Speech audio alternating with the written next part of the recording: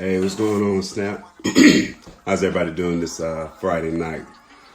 Hopefully everybody got some good plans for the weekend. If you're still watching these videos, I appreciate it, right? If the comments are coming in, I appreciate the love y'all are sending me. Tonight, we're going to speak about love and companionship, or love versus companionship. And I'll start off with a little story, right? So story time. I talked to my daughter, my 18-year-old daughter, just about life, right? And I often try to get, my peers to talk to their children about life in general. And what I mean by that is that, I remember growing up, they would hide stuff, right? They wouldn't really discuss things, where I was from. So we had to learn, we had to learn about all this stuff, in high school, from our friends' experiences. And oftentimes, it was always misconstrued trying to understand what it is you were trying to learn, whether it was about love or how to be a friend, how to be a father, how to be a lover, how to be, have good work ethics, good characters. And everybody has their different backgrounds, whether it's, depending on your religion or depending on, where you grew up from or whatever the case may be. So anyways, I encourage everybody, to talk to your children, because if you don't, life will, and that's for sure. So, at least give them that guideline and do the best you can to not necessarily protect them, but give them the ability to protect themselves. So anyways, I was talking to my daughter about a situation from a past relationship. And, by the time we had finished, my daughter looks at me and she goes, "Dad, why do you worry about love?" And when she said it, like, I got defensive. I'm sitting there saying, like I was going to say something like, you don't understand, when you get older and love and all this other stuff. But then I sat down and I was just like, yeah, I got it. Some people know this and some people don't. Once again, these videos are not for everybody. But there's somebody out there who's probably, struggling with a particular situation. And it might be just enough information to make them say, this might be necessary, right? And so how she freed me of it was that I realized that I'm looking for what I don't have, right? If you're getting ready to leave the house and you have to be somewhere in 10 minutes and you don't have your keys, you frantically are looking for your keys. Same thing when it comes to love.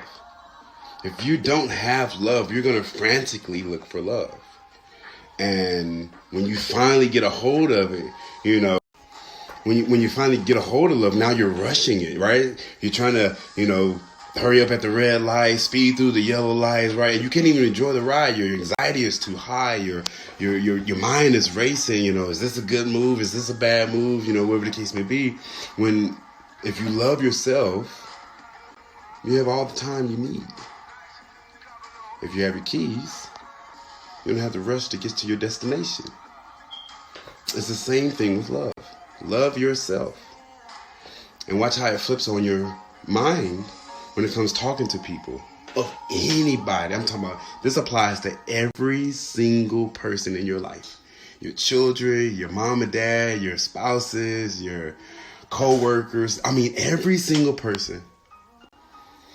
By loving yourself, it will allow you to make your own standards without any reservation for anybody's opinion. It doesn't even matter. Because when they get to your world, and try to change, right? They can't. That's where the frustration comes in at, right? Like, you're always trying to change me, or you always got something to say, as opposed to, the person that you find that connection with that just seems to accept you for who you are. They don't question your actions, more so are inspired by them. Right? They ask about them in a way where they're trying to learn more about you, right? And you can tell when it's, positive fashion. This is where the companionship come in. I love dogs, right? I have 2 of them. I'd probably have more if I had a bigger house. But there are people in my life that I've known who doesn't like dogs, right? I like spicy foods. If a person doesn't like spicy foods, it might not necessarily be a good fit. And I know that might sound weird. I'm not saying that, oh, you don't like dogs, you got to get out of my life, or whatever the case may be. But you got to understand, you don't have to change who you are to be with somebody. You do not ever, right? You literally can be exactly the person you are if you're watching this video and somebody will accept you and be like, ooh, I love me some whoever you are, right? You don't have to change nothing about you, and that's the secret, right? When you have that type of effect on yourself, people are going to want to, know where you're getting this from, this self-love. Like, where is this being built from?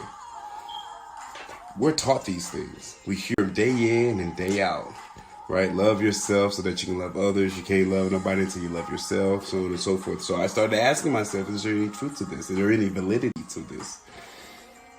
When I started to feel like I was loving myself, because I wasn't sure of myself, like it took some time to really see if I really loved myself. But then, I started hearing people like, oh, you're too confident, or you're cocky, or whatever the case may be. And so, some people like, get off your high horse. And I'm like, really? It's my horse. Get on your horse, and then you can see what I see. Then we can ride together. Then we won't feel like it's anybody's on their high horse. Everybody's moving, right? Everybody's growing, right? And so what ends up happening is that I started to realize is that they're not necessarily trying to bring you down. They're just trying to understand, how did you get up there? They just don't know how to ask it. Find these people who show interest in your world and watch how companionship becomes built. That networking, right? You don't have to look for love in somebody ever, because you have it. And so you're going to always give it. If they return it, then that's love. And I'm talking about day one. You can meet somebody right now and you can feel it, right? Sometimes it's just like, it's too good to be true. That's probably because it is, right? That doesn't mean that you shouldn't go for it. You've been through enough in life where you feel like, shit, maybe I can have this. Why not? So go for it, right? But if you yourself are on your high horse and you allow somebody to, quote unquote, bring you down, right? Don't complain in the world that you live in. You ask for it. Yeah, it's a hard pill to swallow for a lot of things. In the events of being forced or hurt or kidnapped or anything of that dark nature, yeah, we get that universally. That's not considered good in any way, shape, form, or fashion. But everything else that happens in your life, you got to be mindful. You got to ask yourself, could you made a different decision if you'd have thought just a second longer? So when you start finding these people that you start connecting with, you find companionship. So I'll use one for myself, right? This shirt right now that I have on was one of the Star Wars movies that I went to go see. So whenever I go to movies, I wear shirts. Like you'll see a lot of my nerd shirts, right, that I wear. And I wear my shirts to whatever movie that I'm going to see. And it's usually some type of Marvel or some type of comic book type movie, right? And so for me, that's fun. That's what I consider to be. That's what I consider to be, cool or nice, or whatever the case may be. And so if I'm in a relationship and I ask my girl and I say, hey, for me and her to go out and we're going to go see this movie that's worthy of whatever the case may be, and I buy these shirts and like, I don't want to wear that fucking shirt. And she'll tell me, it's corny or whatever the case. For her view or her perception, I can't beat her up. That's her world. But in the same voice, if she asked me to go to, I had a girl that asked me to go to a makeup expo. I don't care about makeup, right? But it brought her happiness, all right? And who am I to stop her from her happiness, right? So I'm either to join and move with her and groove with her, get out her way. So for my girl now, whenever